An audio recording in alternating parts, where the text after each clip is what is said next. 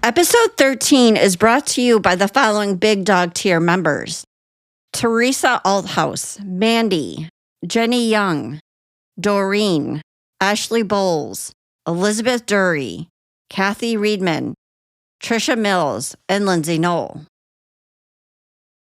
Are you looking to be more involved in the Dog Pound community? If so, please visit patreon.com/dogwithabone. For just $1 a month, you can help support Dog with a Bone's mission.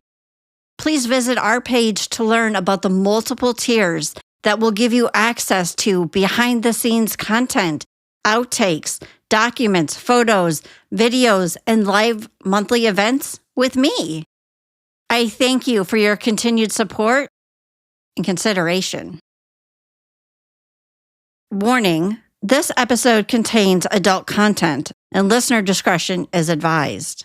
All views and opinions expressed by Dog with a Bone guests are their own and do not necessarily reflect those of the host or the contributors.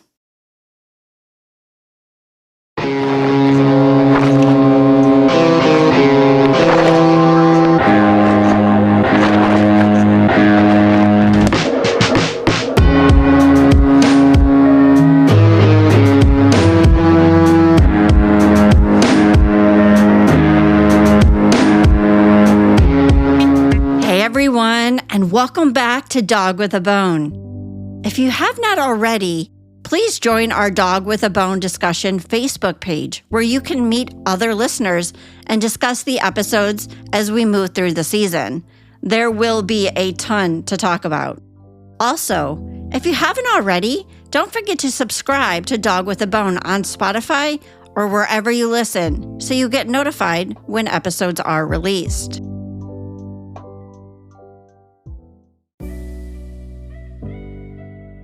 In episode 12, we got to learn more about the lie detector tests that were given to Marianne, Kenny, William, and Donald. We know that William showed deception twice. He also doesn't have an alibi. And we heard about another family member who was around Mackenzie and was sexually abusive. So in this episode, I dig more into the exhumation and the purpose behind it. Mackenzie was exhumed on June 20th of 2017. And of course, the hope was to gather new DNA samples once the sexual assault test results were discovered that were taken 6 years earlier. The request came from Montgomery County Coroner's Office, and their request stated that they wanted to get vaginal, oral, and anal swab samples, along with any fingernail clippings and whatever else they deemed necessary. On the day of the exhumation, Mackenzie was taken to the Jeffersonville Fire Department. Yes, that's correct. You heard that correct. I was appalled when I first heard this because, first of all, think about the implications of this, but also, what defense attorney is not going to have a field day knowing that a body was taken to the fire station? I had so many questions about this. I asked Vernon during our sit-down why she was taken there. My last question is, you said I jumped ahead and I had asked you this earlier. So when she was exhumed, why was she taken to the fire department? Well, we were not expecting that. Okay, so tell me what happened. In our mind, they're going to take her back to the morgue and do whatever they're going to do. But they had a plan. Of course, I can't order an exhumation. It has to be done by the prosecutor, or the coroner petitions the court to do the exhumation, and that's what was done. They are the ones that had to say, we want to exhume her body. I can't do that. They kept me at arm's distance. Donald wanted to exhume her. His purpose was he didn't want her buried where she was at. He wanted to get a plot in Washington Courthouse and bury her here. Marianne's grave was right beside one side of Mackenzie, and Donald was going on the other side, and he didn't want to be buried anywhere near Marianne and didn't want Marianne buried by Mackenzie because his theory was, and not that he's so terribly wrong, but that he had custody of Mackenzie at the time of her death. So therefore, he has perpetual custody of her body. and Mary Ann doesn't.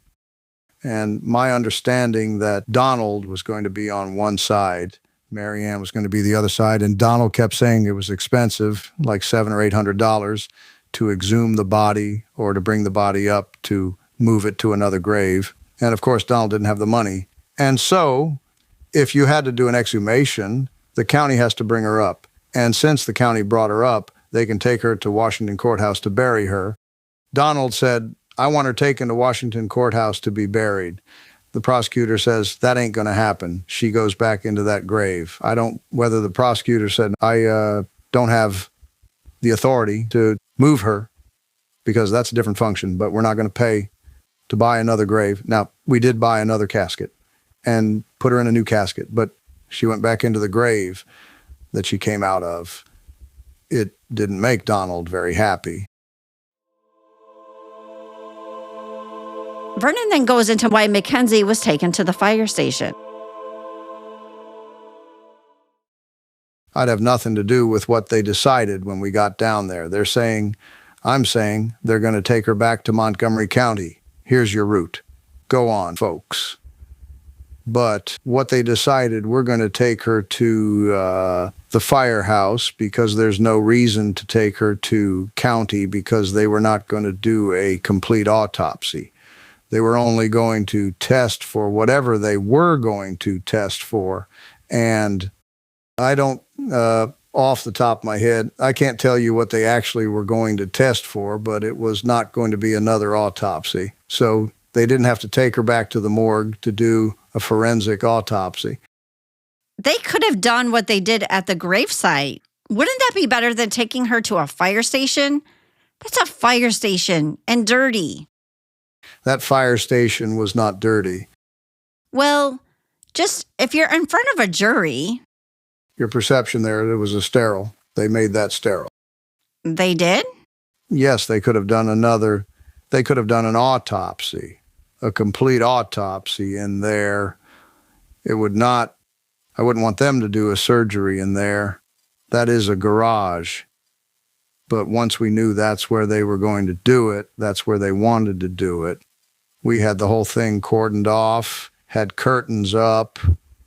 They cleaned it. The firefighters had it cleaned. It was ready for her to be brought in. They drove her in and they took her off. They took her out of the casket and put her on the gurney. They did what they had to do and put her into, we already had the new casket there, so they put her in the new casket. They were done in a matter of minutes. This was not a protracted event. Here's where I question things because the sheriff's office, Fayette County, is the one responsible for the case. They had the right to say, sorry guys, we're not taking this little girl to a fire station, not on our watch. We will pay whatever money it takes to drive her to the hospital or the coroner's office to conduct this examination in a sterile environment so there can be no questions asked about the results and how they were obtained. This seems like common sense to me. And so in your eyes, would a jury ever look at that and say that that was not procedure to go to a fire station? Would that hurt any of the evidence? They didn't get anything either. They didn't get anything from it? I don't think they had anything. I don't think they got anything of value from that. Did they do fingernail clippings? They probably did. The exhumation did result in more markers that Vernon acknowledges later on. So I'm unclear again why he says they didn't get anything. This to me is another situation where Vernon downplays his role in this screw up because he is in charge of this investigation. Fayette County is in charge of this case. When someone makes the decision to exhume a loved one in hopes of getting justice, you don't take this decision lightly. This should have been handled with ethics and sensitivity. If you're going to do this, you better do it right. I don't understand the thought process here. Given the coverage of Mackenzie's case, given the media attention, given the community having questions and pushing for answers, why would you not go that extra mile and take her body to the hospital or to the coroner's office so that you don't have any questions left. There's no doubt on anything. I could even understand if they decided to do this at the gravesite because that is common practice. I found a lot of cases where that happens. They put up a tent, sterile environment, they open up the casket, they do their swabs, do their clippings, and then they close it and it's all methodical. That would have been better than taking her to the fire station. I'm sorry, that makes zero sense to me. I was able to talk to somebody else who was actually there that day, and her name's Christy. Christy was there that day with Donald, and she's able to walk me through what this day was actually like. I will say this very openly, was probably the most gut-wrenching thing to do and not have any results. And it was done so unprofessionally. I think they exhumed her just to get Donald to be quiet. They exhumed her for about 2 hours at a local fire department in a tent and then put her back in the ground. Right. How do you find any results in that? And then you re-victimize the victims. You were there when they brought her up from the ground, and Yes, then did you follow yes. to the fire station?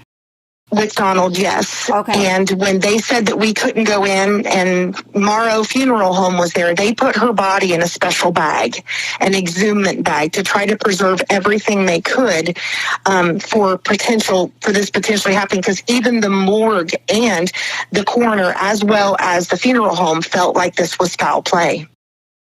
So when we exhumed her pretty pink little casket out of the ground, it had completely fallen apart, and they had put her in a brand new one. But I expected it to be months later. I didn't expect to wait a couple hours and then go back and they put her back in. I was mortified. I was yelling at the sheriff's office. I was yelling at everybody like, what did you do in 2 hours? Why didn't she go to like the county coroner or to BCI or somewhere where they could do more genetic testing that they didn't have in 2006 to see if there was semen, see what was under her fingernails, see more. And I felt like that was just an appeasement to get Donald to be quiet. I had talked to Vernon about going to the fire department because I had heard that, and that was a shock to me. Crazy. Because I didn't understand why we just didn't go to the hospital or why we didn't go to somewhere that was sterile. And Yes. when I was in Jeffersonville, I went to the fire station and I asked them to show me where they would have done this, with the curtain.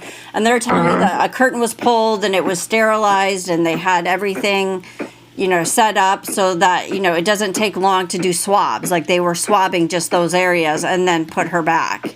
That's not enough. So what was your interaction with Vernon when you were there?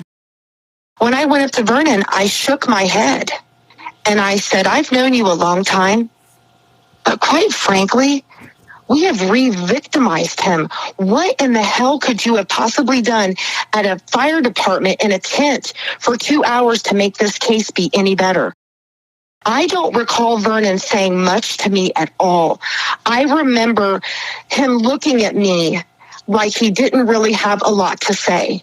And there were so few of us there that I felt like it would have been more compassionate, more emotion towards Donald. Although he stirred this pot for years, understandably, you would have thought that they would have said, we're going to make sure this time that we don't let you down, Donald. We're going to send her to the Franklin County coroner, somewhere where we really take the time to see her body position, why the rigor mortis happened in the way that it did, like Ben described to you. Donald deserved a lot more in that exhumation than what he got. I felt myself being more angry than I did deserving, because that's a lot to bring your child out of the ground. I don't care. No parent should ever have to do that after their daughter dies in a fire. Right. Sorry. Right. Sorry. Agree. I feel like crying because I just remember her headstone wanted to fall in a little bit and quarters were falling on her casket where the little girls, like he told you about the flyer and the banner that they put quarters on for Mackenzie. Those little kids still brought the money back to the graveside where Mackenzie gave up eating herself to feed others. And it was just such a perfect rendition of, can't we find the peace for this little girl? Right. It was just absolutely like gut-wrenching for that family. I don't know how he kept his peace like he did, but it was a tough day. I can't imagine even being present on this day and expect one thing to happen and then it be totally different. The hope that you would finally have as a parent that something more will come, of making this very difficult decision, mind you, of having your daughter exhumed to then have her be taken to the fire station and return so quickly must have been like another blow to Donald.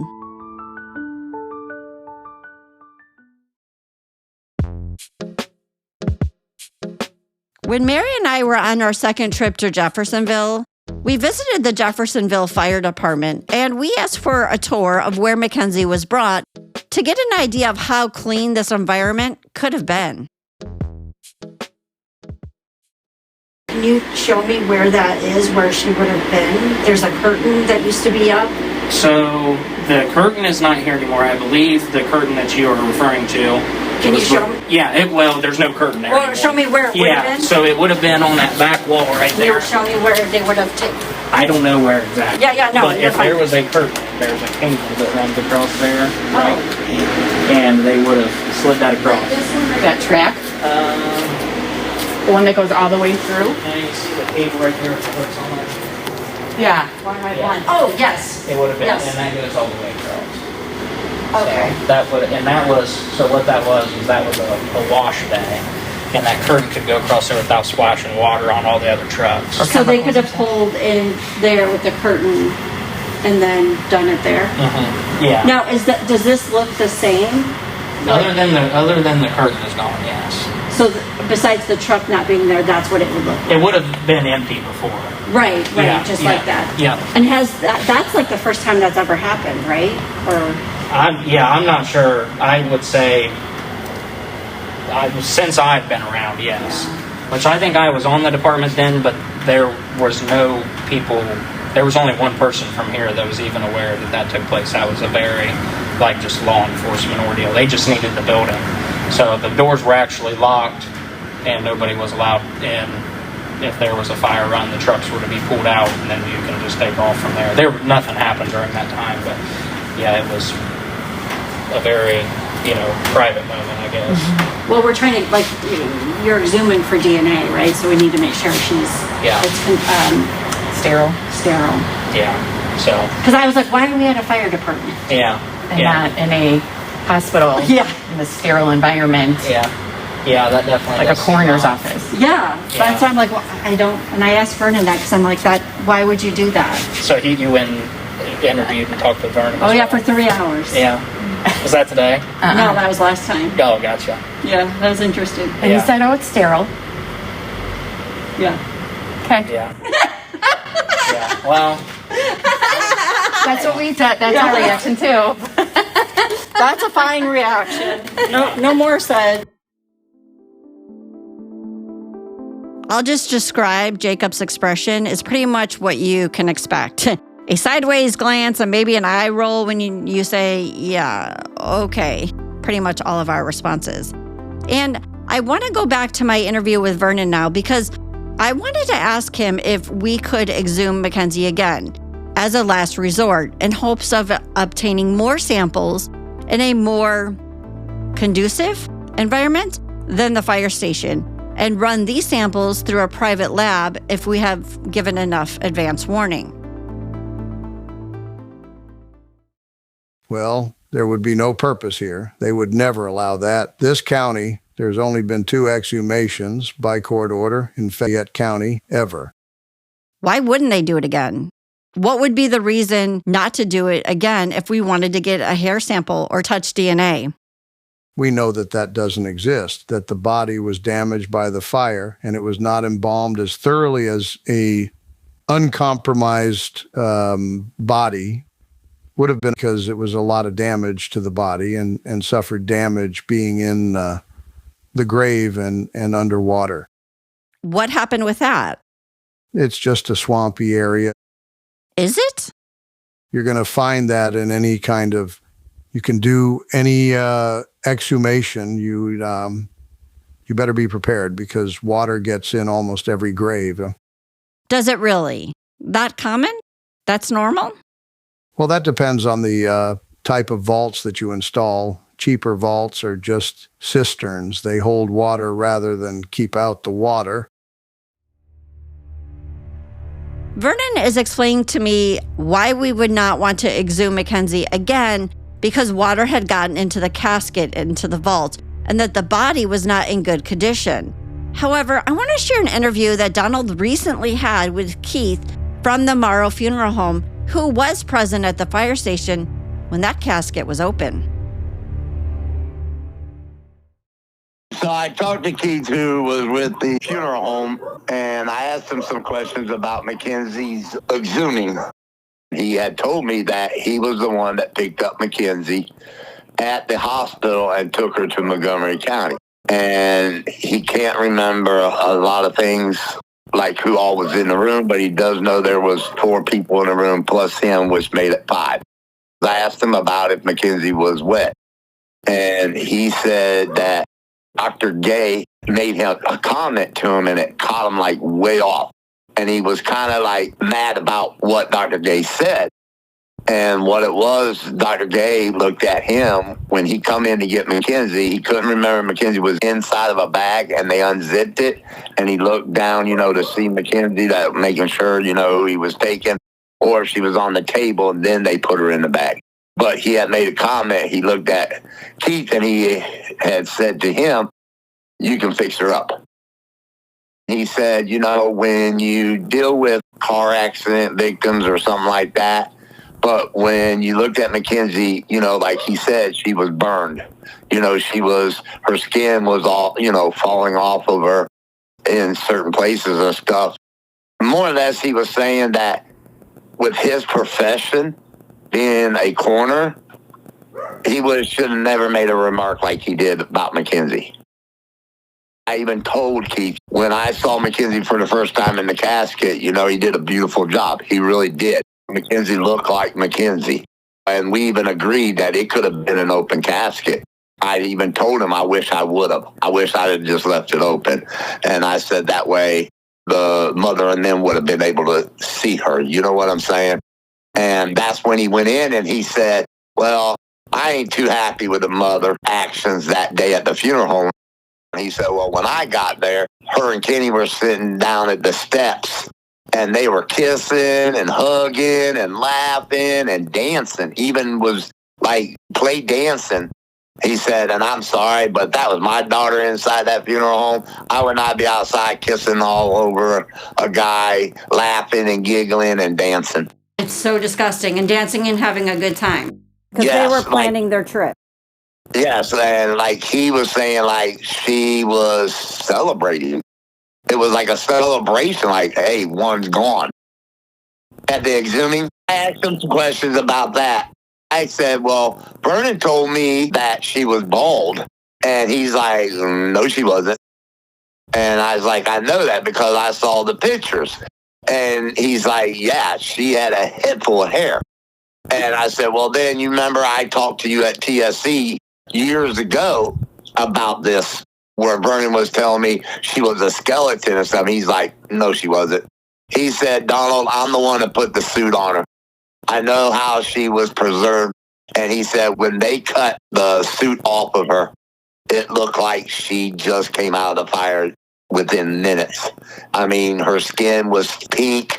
She had skin everywhere, normal everywhere, her feet, her legs, and everything. And I said, so when they exhumed her then, when they cut that off of her and her body was normal still, he was explaining that no air got to that, no oxygen, he was explaining all that stuff. And I said, well, then they would have been able to get DNA in those areas that Montgomery County did the first time. And he said 1,000% without a doubt. It was right there. He said her vagina area, her buttocks area, everything was still normal. Vernon was telling me how her body was, so burnt, so badly decomposed because water had gotten into the casket. when I was asking about, the possibility of exhuming her again, but you have Keith, who was there, saying her body was absolutely fine.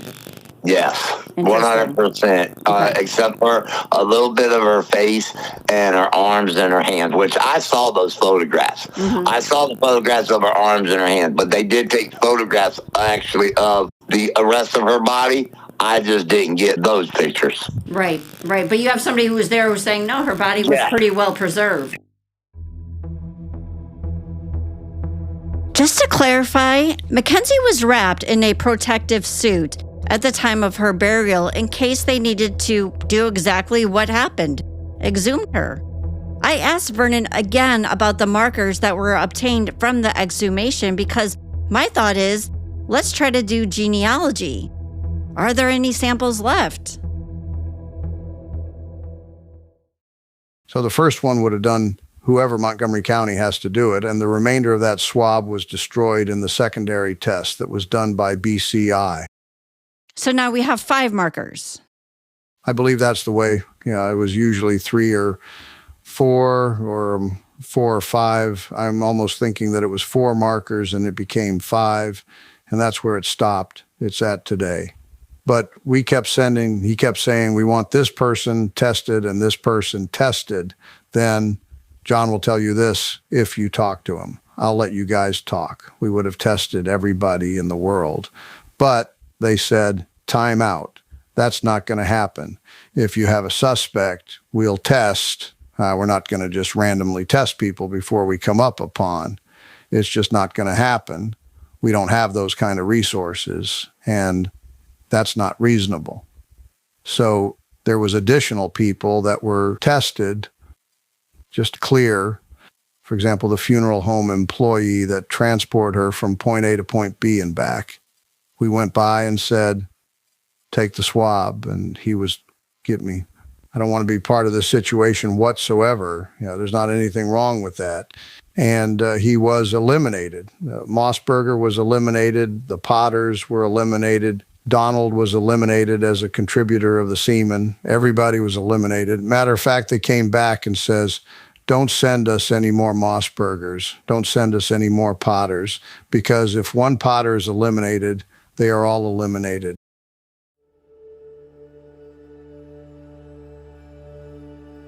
And this is another thing I found very, very odd. We know that Stiegel was on scene in uniform when he shouldn't have been there.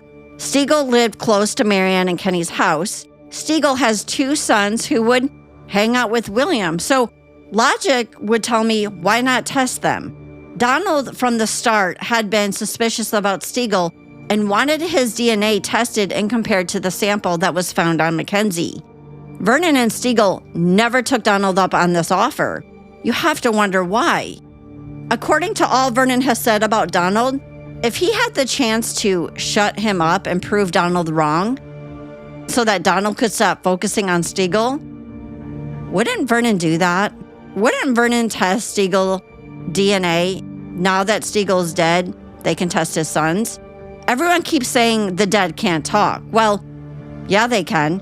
Stiegel has 2 sons who are still around, and why not get their DNA and compare it to the sample that was found?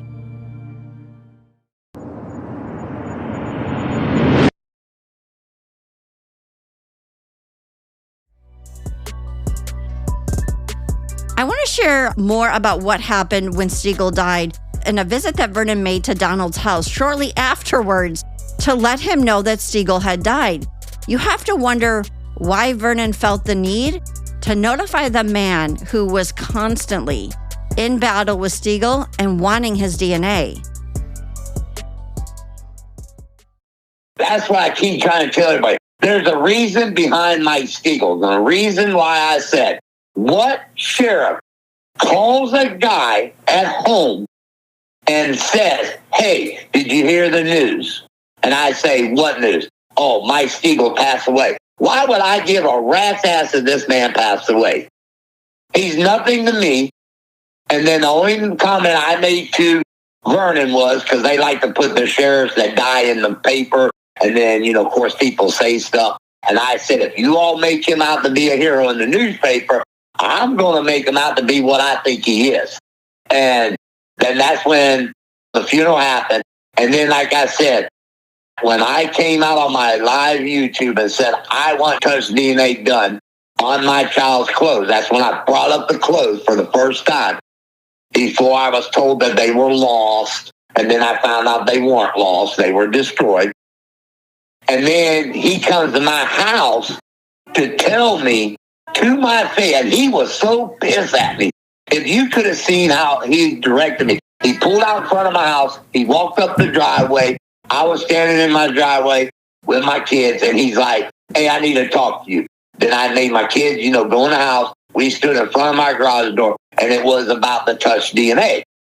And I was getting pissed at him. I'm like, no, dude, this needs to be done. And then he's like, right out of the blue, he's like, well, you can't get DNA from Mike Eagles. We had him cremated. I even sent them a paper with a list of names on it on who I wanted DNA to be checked on. Everybody on that list was tested but Mike Eagles. They came back and they said, well, we can't get his because he's dead. He's been cremated.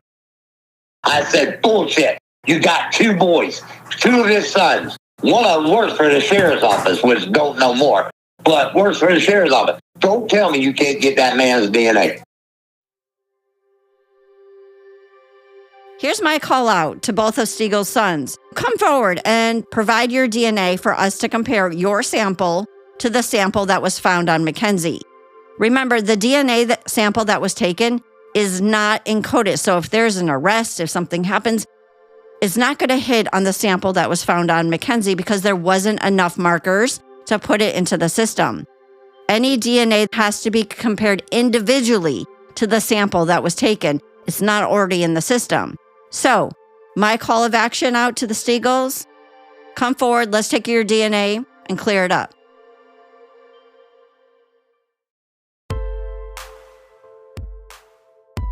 But since we're talking about DNA and people that need to be tested and compared, there's one more individual that I mentioned a couple of episodes ago who was never given the lie detector test on both the fire and the sexual assault, and that's Jamie Potter.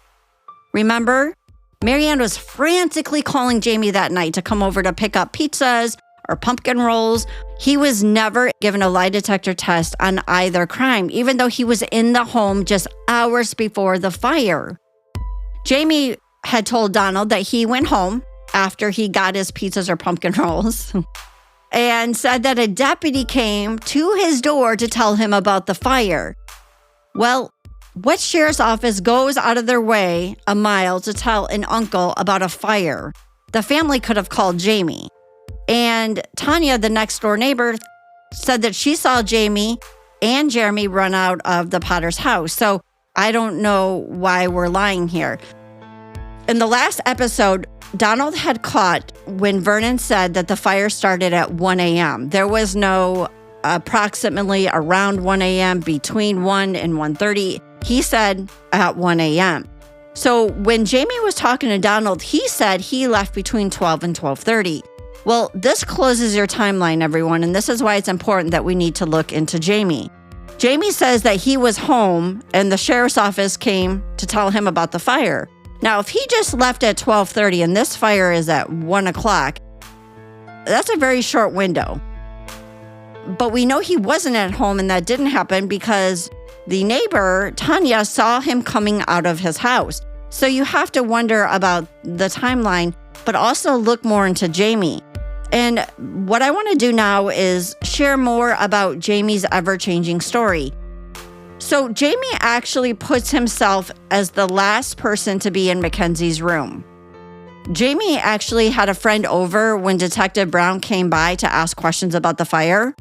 And this person remembers Jamie telling Detective Brown that he went up the stairs, tucked Mackenzie in, and said goodnight.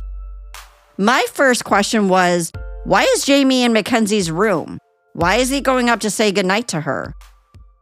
That seems odd to me as an uncle. You're going to go up and say goodnight. Wouldn't you just say goodnight before she went up to bed like he said he did? But now he's telling Detective Brown, oh no, he went up the stairs and said goodnight to her. I think that he went upstairs and said goodbye, just like we feel like Marianne went upstairs and kissed her daughter goodbye, said she didn't suffer before they set that fire. So Jamie already now has another story. He says, well, I was sitting at the kitchen table. We had tea together. She went upstairs, turned around, told me that she's going to her dad's, and that's the last I saw of her. Well, now he's telling Detective Brown, oh no, I went up the stairs, I tucked Mackenzie in bed, and said goodnight to her. So he's putting himself in Mackenzie's room. And half an hour before this fire started? Doesn't that sound weird to everyone? Why do we have changing stories? And the urgency that Marianne had in calling Jamie, again, shows me that this was not a normal, hey, come over and chat and pick up something we know you don't have. There was a panic, there was an urgency, and this is when everything started to unfold. So you have to look at Jamie's story. Jamie has never been given a lie detector test on the fire, the sexual assault. He needs to be brought in and interviewed and questioned as much as the other three. We also heard from Hazel, who said, yeah, Jamie would take photos. Jamie sexually abused her. So is it out of the realm that this didn't happen with Mackenzie? And my answer is no. We have to take a good look at Jamie. He needs to be fully interviewed. The other thing that we know for sure that Jamie was in Mackenzie's room is because he also told Detective Brown that there was a box under Mackenzie's bed that was packed with clothes that she was going to take to her dad's. And this box was found the next day. So Jamie, again, is saying, yes, I was in there, and it can be confirmed he was in there because he saw the clothes under her bed. Now, for me, I'm looking at this and thinking, Mackenzie was planning on leaving and never coming back. And they knew that. They saw the box of clothes. They knew she would go home. She would go talk to Donald and everything would blow up, and they couldn't have that happen. They saw everything going down that weekend and they had to put a stop to it. It's just interesting that Jamie, again, is changing his story, but yet has never been pressed on his changing story. And also him saying Mackenzie showed up in his room naked when she peed the bed. All of these things are red flags. And when we talk about not enough pressure, when we talk about not enough interviews, I have to wonder, and I asked Vernon about the multiple agencies like BCI who have reviewed this case and why nothing has come of this. And he tells me, well, they either died or retired, and he has a thought as to why. They've had multiple agents look at this, and one of them are retired because of this case. Is that Eva Hall? I couldn't think. Yeah, Hall was her name. Yeah, she did really good, I heard. I think she did, but it was overwhelmed her. I mean, she had her mother. She retired to take care of her mother. But that woman retired to get away from this case. Really? Do you see that happening with a lot of cases? With certain, yeah. Donald is an overbearing individual, so it was because of Donald. He's very overbearing. He knows he's overbearing, and she made a mistake giving him her cell phone. And relentless phone calls with her, and they just like, the only way she can get away is, I'm going to retire and never be seen again. And they had other agents involved, and they had to respect things. And then we got John involved as retired sheriff, cold case type thing. Let John look at it. So John didn't do a lot in the big scope of things. He was more, first of all, he got the case file somewhat organized from what it was previously. I have to wonder if they didn't retire or no longer wanted this case because of Fayette County's multiple screw-ups. They have missing evidence. They have documents that are missing. They have a complete shit show, if you will, of things that they didn't do that is going to make it very difficult for somebody else to come in and pick it up. Donald has his own perspective on why people might not want this case. Every time Vernon sent stuff to BCI and told them to look at it, how does BCI know what they were getting? Because Eva Hall proved that when she got stuff, there was a lot missing. but also all the stuff in that evidence room. How do you explain? Ron Steeman told me only two people had a key to that room, Vernon Stanford and the lead detective. So how did the ladder, how did all this other stuff of Mackenzie come up missing? And there's documents. Like Ron Steeman said, when a detective goes into that evidence room, he has to sign a paper he's entering that room.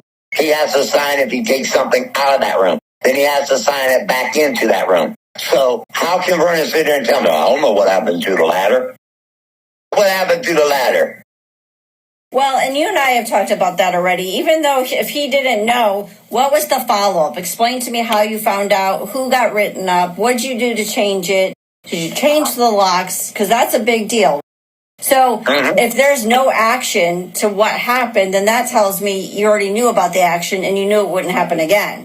Listen, I caught him in the biggest lie ever. And I remember telling this to Evil Hall. And Evil Hall's like, wow, you got to be shitting me. And I was like, no. All right, so the sheriff and Detective Brown invited me down to the annex building one day to talk to me. I get there, and they make me sit at the table. While I'm sitting at the table, I kid you not, my hand to God, I'm sitting there, and there's this metal shelf thing over on the wall. And there's all these binders up on the shelf. And guess what? One said Kenny Mossberger's name on it. One said Mary Ann's name on it. One said Donald Branham's name on it. One said Mackenzie's name on it. Now, this is a room that when sheriffs go to take a break, they pull into the annex building, they park the car, they go in, eat lunch, make phone calls to their wives, get on the computer, whatever. So, how many times do you think Mike Steagles went into that damn room and saw all those binders sitting up there with all of our names on it, on that shelf? Why would it be there? Right. There's the question. And Eve all said the same thing. Why would it be out in the public eye, for anybody to just get up, grab one of those binders, pull it down, and look through it? So Vernon told me that Detective Brown kept all of his files and everything very tight-lipped, very secret. He didn't even get to see him in there. Mike Steagles didn't want any information. When they would start talking about the case, he would get up and leave because he knew. But if you have everything out... Yep, I swear to God. I'm telling you the God's honest truth. As much as Vernon says Steagles removed himself from the front of this investigation and the case, we have Steagles showing up again to another incident when Donald called to make a report of Mackenzie's headstone being stolen. Funny, Vernon never told me about this police report when discussing Donald wanting to change plots. So what happened was I went to my daughter's grave to put flowers on her grave. When we showed up to the grave, me and my ex-wife Kim showed up to the grave, we noticed that my daughter's headstone was missing. There was nothing there. And I made the phone call right there to 911. And they said an officer was on his way out to the grave. And when we were standing there, Officer Bell, which is Joseph Bell, showed up to the gravesite. And me and him was talking about it, and he was very sincere, when he was talking to me about how could somebody steal this, take this child's headstone. And all of a sudden, Mike Steagles pulls up. Nobody dispatched him. Nobody, nothing. He pulls up and he comes up to where we're at the grave and starts to say stuff to the Officer Bell. And Officer Bell said, I already got the report. It's already done. I'm going to file the report. And my opinion, Steagles was so upset that the report was already done and already being filed, but then he wasn't even dispatched. I was standing right there. And you know how the cops have the radios, with them on their shoulders? There was no dispatch. And all of a sudden, bam, Mike Steagles shows up. So he must have heard over the radio when your original call? Or whatever, right, over the radio. That there was the theft of the headstone. And then later on, I find out Mary Ann's sister, Kay, says that the headstone was taken by Mike Steagles. Then I started putting two together. Oh, now I know why he showed up out there. It's his own crime. be truthful about it. It's his own crime. He's showing up to his own crime. So he shows up, Belle's there, and Belle and him got into it? Yes, because he didn't understand why Stiegel showed up. It was just a simple, at that time, it was just a simple, hey, a headstone was stolen. Why does the sergeant that's related to the boyfriend and the mother show up to the thing that he ain't even dispatched to and then try to take over the investigation? And the investigation was already done. Well, again, it goes back to Vernon telling me that Stiegel was not involved, but yet you have a stealing of a headstone and he shows up and he wasn't asked to show up. Nope. Wasn't asked to show up. Was not dispatched there. Wow. And so what? The report was filed, I'm hoping? Yes, there was a police report filed. And then after the police report was filed, I'm going to say about a week later, that's when Vernon and Detective Brown called me in, and they said they were going to put a pickup truck with a camera in it on the other side of those trees that's lined up. There's like these evergreens there. There's a whole bunch of them. There's like 6 of them, and they're tall.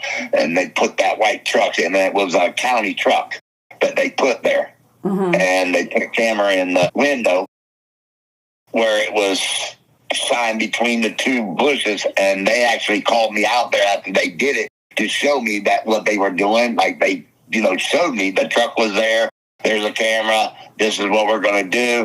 And then they had me put something on the grave, and I did. And then 30 days went by, nothing, nobody did anything. Then they removed the truck, removed everything, and then a couple of days later, what I put out there was stolen. It was gone. Okay, so the truck wasn't sitting there, which they should have done, honestly. To my point, that law enforcement often do that, right? They attend funerals, they watch the gravesite to see if somebody comes back. That's common practice. So they didn't do that. So the headstone's stolen. Then they decide to, let's put a truck here. Let's have you put some stuff down. Nothing happens to the grave for 30 days. The truck is removed. And then 2 days later, then your stuff is stolen? Yeah, it's stolen again. And what was stolen? The plaques, the angel, what else? The plaque. Yeah. And that's the only thing taken? Yeah, that was the only thing taken. And that's the weird part, because Marianne's sister, one of the sisters, I don't know which one, but they also put plaques there too. And those plaques were there, but mine was gone. Why would they care to take a plaque? That's yours. That goes back to the fire marshal said about the headstone. When the headstone was stolen, trust me, I was fit to be tied. I mean, I was mad. Especially when you're going there at Christmas time and your daughter's headstone's gone. And I called the fire marshal, and he told me, his exact words was, whoever's doing this is doing this so that they're trying to get a feed off of me so that I would get mad and go after who I thought it was. And then they could point the finger and say, see, told you, look at him, he's crazy. They were playing to how passionate you are, right? And how angry you get. Marianne and Kenny knew how to push Donald's buttons. So I want to discuss another thing that Kenny did that is so disgusting and disturbing. I know you're probably thinking, can it get any worse? Yeah, it can. Kenny got a tattoo of Mackenzie's face on the left side of his chest. Yes, he got a tattoo of Mackenzie on the left side of his chest, and it's her whole face. But not only that, he added a saying at the bottom. I said it was what was put under the tattoo, and that was he put under, like, the picture, how you can put a phrase or whatever. He put in honor of my daughter. That's what set me off. That's what got me. And they knew what they were doing. And then everybody, which I thought was really, I didn't even me, as much as I've seen investigating Mackenzie's fire, if you look at her pictures of her in the casket. Yes, and her face. And then you look at the tattoo, they almost are identical. They are. I actually looked at that a few times. But there's the part that kind of got me. I'm the only one that saw Mackenzie. Yes, I was just going to say that. I'm the only one that saw her in that casket before they sealed it. No one else, like I told you, you know this, that the mom ran out the building, told me I was her exact words was, "You're a sick motherfucker." That's her exact words. And she went out the door.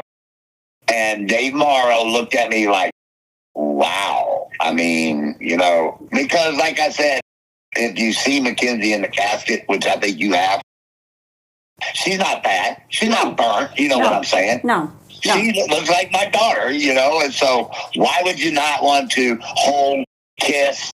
This is your last time ever holding this baby ever again. And you go out the fucking door? Well, she didn't want to see what they have done, right? And that's a common... That's what I got. Because let me tell you something. She laid there in that casket with that white and blue dress on. She looked beautiful. Her hair was brushed back. I mean, honestly, I understood that they did a closed casket, but in my opinion, it could have been open. It wasn't bad. It's not. It's nothing compared to the autopsy photos. Right. She looked, you saw the autopsy photos. It's nothing in comparison to, the wake. And so, that's a common reaction too, is they don't want to see it. So how does he know what she looked like? Right. That was right. That was my biggest thing, was the day I posted her casket pictures is the day that people were like, holy moly, look at his tattoo and look at her in the casket. Because if you look at the casket picture, you see the letter A on her forehead. Yeah, there's letter A, and it's clear. It's white right there, and then there's a letter A. And then the shading goes all along the round. But when you look at his tattoo and where the shading was done on her face and stuff, it's almost like they took the casket picture and did it. Is it possible they did? No, because I didn't show those pictures they were like, way after those years. See what I mean? Not only did Kenny get this tattoo of Mackenzie, who he did not even like, and he only knew her for like a year and a half, and you're going to get a tattoo of her on your chest, but to put down in honor of my daughter? Get out of here. If this is not a narcissistic action, I don't know, is a big FU to Donald. He thinks it's funny. But Kenny wasn't the only one to get a tattoo. It was on Mary and I's first trip to Tip City when we went to go find Marianne and Kenny that I shared with Mary about Marianne's tattoo that says Mackenzie. And where is this tattoo located? Her ass. I want to share more of our discussion as we tried to sort out why in the world a mother would get a tattoo of their dead daughter's name on her ass. I was talking to Donald when I heard this. First of all, I was repulsed and could not believe that a mother would do that. So let's think, is this Marianne's personality overall? Does she have bad personality, bad humor? Does she think this is funny? Like, oh, my daughter was a big pain in my ass, which I think every parent has said at one point or another about their kids. I have. But if my daughter died tragically, I don't think that I would think that's funny to get it on my ass. And what did you say, Mary? What was your thoughts on that, Mary? I think it's vile. I do not see any humor in it, even if I try. But let's go with your theory that, it's her humor. Okay, fine. As a mother, I'm thinking about this and trying to find humor in this. Okay, I could only see it as maybe like your daughter turns 18 or your daughter turns 21 and you go out with your daughter celebrating and maybe like there's a tattoo place. Like, all right, let's get our first tattoos together as a mother-daughter. Like, I'm going to get your name on my ass because that's funny. Maybe. I could possibly see the humor in that. But not when my daughter, you say dies tragically, I say murder, tomato, tomato, whatever. But when your daughter dies, I do not see, and no matter how they died, I don't see any humor in putting your daughter's name on your ass. I, again, can't argue with this. The fact that Kenny got a photo of Mackenzie's face, that is burnt, okay? Her face, and I'll post this, the face on his tattoo is burnt, and I have such a strong reaction to that. Not only do you get a tattoo of her, but it's like a trophy to him. You're gonna tattoo her face and then put it shaded from the fire? What kind of sicko are you? What in the world are we doing here, everyone? What are we doing? I cannot understand, again, why this case cannot be taken out of Fayette County and all of these people held accountable. You put this in front of a jury and you show them this tattoo that this monster got of Mackenzie and her face being burnt and calls her his daughter. He abused Mackenzie. No way anyone's going to be like, oh yeah, no, they very loving people. Yes, no. Except for maybe, Mike Siegel in the Facebook post.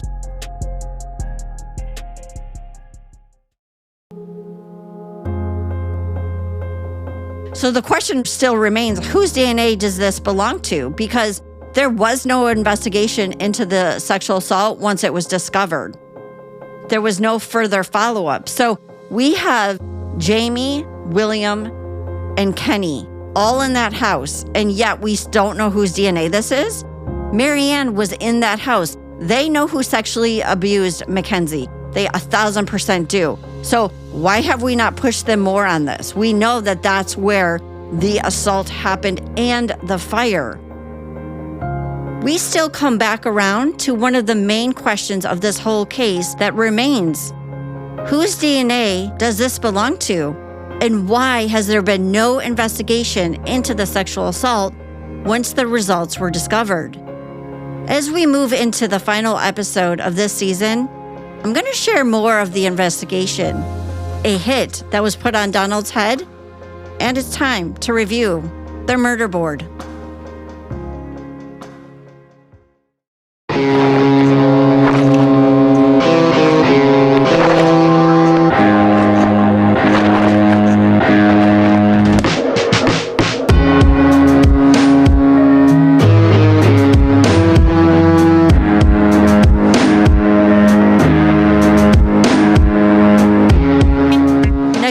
On Dog with a Bone. A cop on video told them, hey, the sheriff put a hit on this man's head. He's going to have him killed, the father killed. But they can't go do nothing to the sheriff. Dog with a Bone is hosted by Melissa Sandberg, investigated, produced, and written by Melissa Sandberg. Additional writing by Caitlin Sandberg. Edited by Jason Sandberg. Mixed and mastered by Morrow Mixing and Mastering. Theme music by Alex Yukich. Dog with a Bone is a Sasquatch production.